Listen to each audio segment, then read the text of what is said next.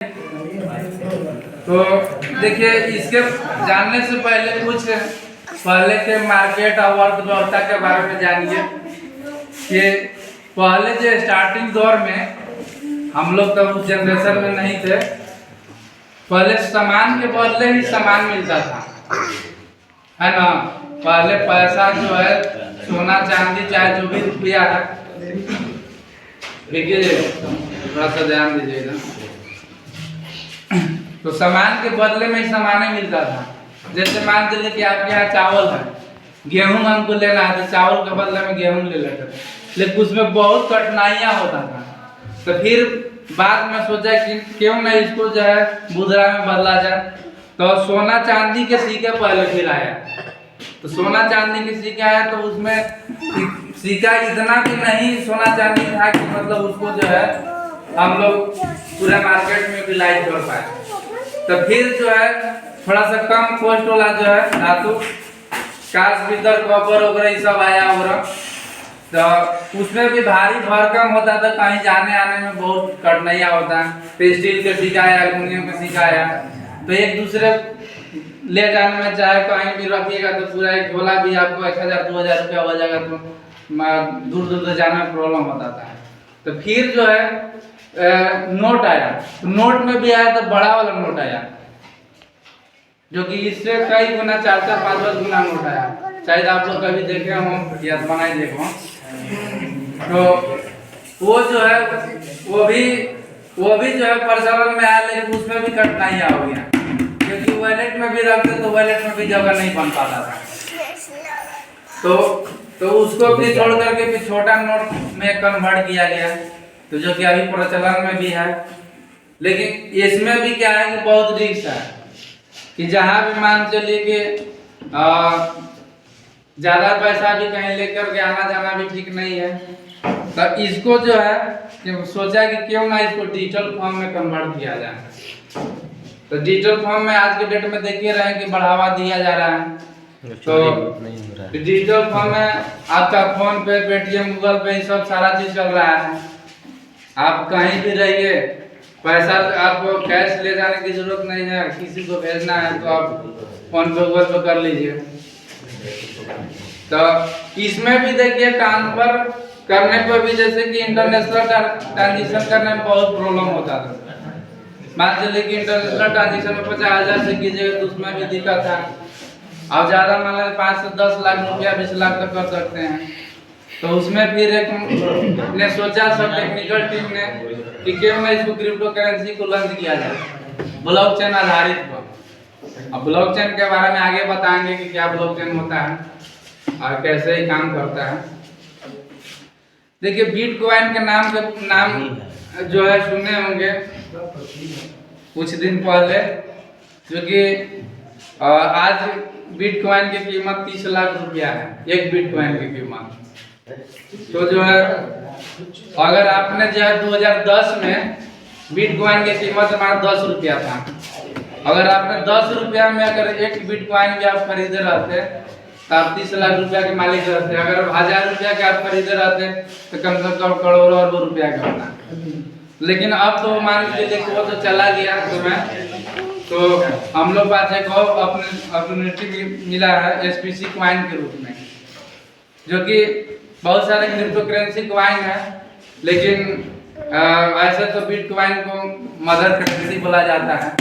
अभी तक तो उससे तुलना में कोई नहीं हुआ है, और आगे क्या होता है, कौन कॉइन कितना जाएगा। लेकिन हम लोग का एसपीसी कॉइन जो है बहुत इसका इतिहास है, इसका बहुत बताएंगे हम आपको आगे। तो हम लोग के जो है एक और मौका मिला हुआ है जो एसपीसी कॉइन के रूप में, जो कि इसका भी टोटल सप्लाई 2 करोड़ 10 लाख है, जो कि बिटकॉइन के भी सप्लाई 2 करोड़ 10 लाख ही है। तो इसका जो है आधा तो आपको जैसे माइनिंग से भी बिटकॉइन होता है, तो माइनिंग कॉस्ट बिटकॉइन में बहुत ज़्यादा होता है, लमसम $10,000 मतलब उसका माइनिंग भी लग जाता है। तो ये हम लोग का एसपीसी में भी जो है आधा जो है माइनिंग से होगा। माइनिंग के मतलब जानते हैं ना, जैसे कोई भी चीज एक मोबाइल में आता है, एक दूसरे से रेफरल करके माइन किया जाता है, उसमें डिजिटल फॉर्म में रहेगा, तो वही माइन हो करके आपके मोबाइल में आपका जो भी एप्लीकेशन आएगा उसमें शो करना है। बहुत सारे दो चार 10 गो का माइनिंग सिस्टम मिलेगा, तो उसमें भी आप लोग माइनिंग कर सकते हैं। लेकिन इसमें जो है माइनिंग करने के लिए सब कोई के माइनिंग नहीं मिल पाएगा।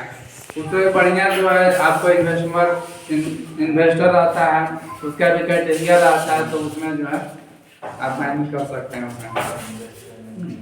तो बाकी 50% जो है आपका मार्केट में क्वाइन रहेंगे। कुछ क्वाइन आपको सब क्वाइन मार्केट में भी नहीं रहते हैं, कुछ क्वाइन जो है मालिक सीएमडी पास में रहता है।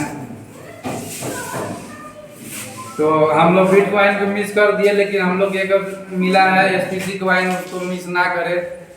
ये जो है अभी इसका कीमत $5 पर भी है, $500 कीमत है लमसम में। तो ऐसे आपका $1 कीमत $90 है, तो नेटवर्क फी वगैरह मिला जुला करके आपको जो है $500 पड़ जाता है। तो ये क्वाइन जो है आज के डेट में लॉन्च होना था एक्सचेंज पर, जो कि मीटिंग वगैरह होने की वजह से सब कोई बोले कि देखिए मीटिंग हो रहा है, तो अगर कल के डेट में आपको 500 से 1000 1200 हो जाता है, तो जो टारगेट है नहीं कर पाएगा, नहीं ले पाएगा। तो जो है ये 1 तारीख के लमसम में जो है 1-2 तारीख के लॉन्च हो जाएगा। सीधे जो है $500 क्वाइन जो है आपको जो 1000 से 1200 रुपया में आपको हो जाएगा, मात्र 3-4 दिन के अंदर में। तो इससे भी आप पैसा कमा सकते हैं। जैसे बिटकॉइन मान के लिए जो भी लिया था 2010 में आपको $10 में लिया, तो 2021 में जो वही जो है 50 से 60 लाख रुपए कीमत हो गया। तो ये वाला जो अभी जो आया है बिटकॉइन, इसको आप लोग जो है ना मिस कीजिए, यही हम कहेंगे।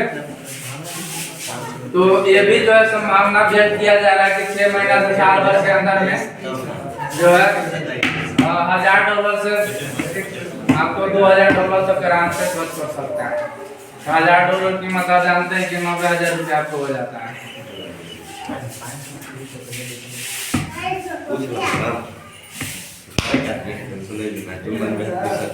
मार्केट से नहीं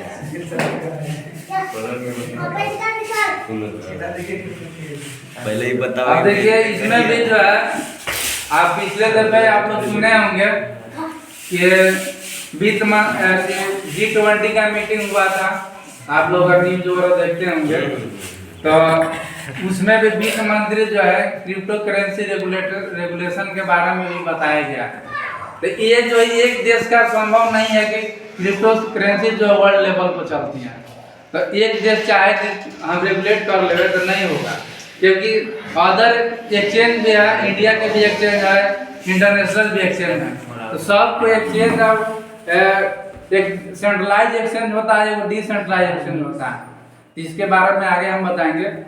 तो जैसे कि सेंट्रलाइज एक्सचेंज होता है खुद के मालिक के कंट्रोल में रहता है, तो वो सब जब तक इंटरनेशनल एक्सचेंज पर नहीं मीटिंग होगा तो आपको डाटा प्रोवाइड नहीं करेगा सर कि उसका कितना लेन देन हुआ, उस एक्सचेंज पर कितना मतलब खरीदारी हुआ, कितना सेल हुआ, बाय हुआ। तो जब तक नहीं मालूम चलेगा सभी देश को, तब तक रेगुलेट नहीं किया जा सकता कितना खरीदा, कितना क्या हो, किस पर कितना। ऐसे तो टैक्स मतलब आपने जितना भी कमाए, मान लो 100 रुपया आपने खरीदा क्वाइन को चाहे टोकन को, आपका 10 रुपया बेनिफिट होता है, आपको टैक्स भरना है 30%। 10 रुपया के मान लो 3 रुपया आपको 3.5 रुपया आपको भर देना है 30%। चाहे जितना भी नहीं मतलब सैलरी में है कि 2.5 लाख से 5 लाख तक मतलब जो है वो आपको है तबे भरना है। बिटकॉइन में चाहे कोई भी करेंसी हो लीजिएगा, जितना भी आपका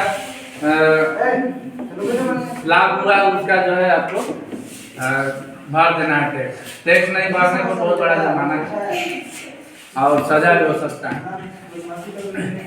तो 20 कंट्री में जैसे कि इसका रेगुलेट करने के लिए बात चला है, बहुत जल्द इसका रेगुलेशन आ जाएगा, क्योंकि किसी तरह से कोई दिक्कत नहीं होगा।